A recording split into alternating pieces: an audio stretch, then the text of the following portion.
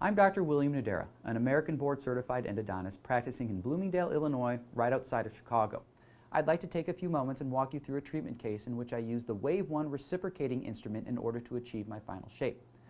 This is a bit of a challenging case, but it does demonstrate the unique capabilities of this particular instrument. Regardless of which engine-driven instrument system you use, there are three main principles that I must maintain throughout the course of my treatment in order to achieve a predictable outcome.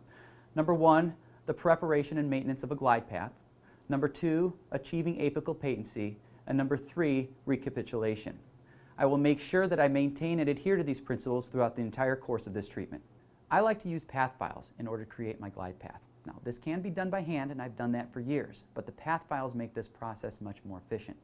I also like to use the ProTaper SX file in order to open up the orifice, but it's the WaveOne reciprocating file that's going to do the bulk of the shaping throughout this process. Before we start, note that the reciprocating motion of the WaveOne instrument requires a unique technique that's different from traditional rotational instruments.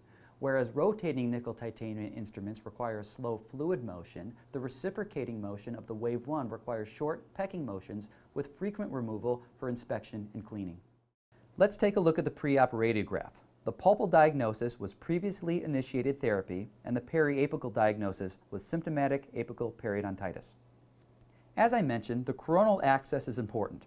I am using the ProTaper SX file. I get great straight line access with this file.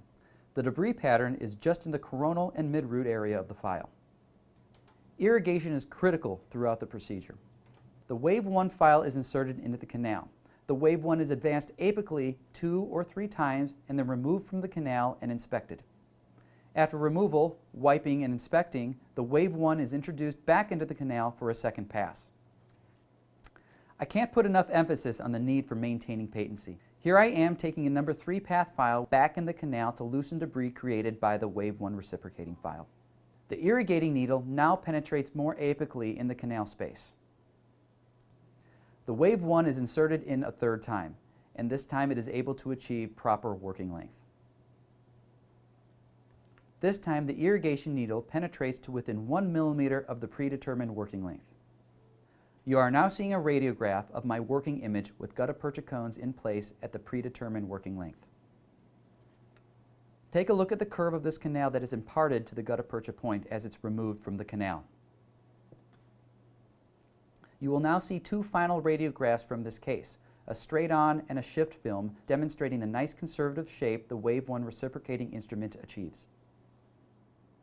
As you can see, this was a challenging case, but it's my basic sequence for most root canal treatments that I do.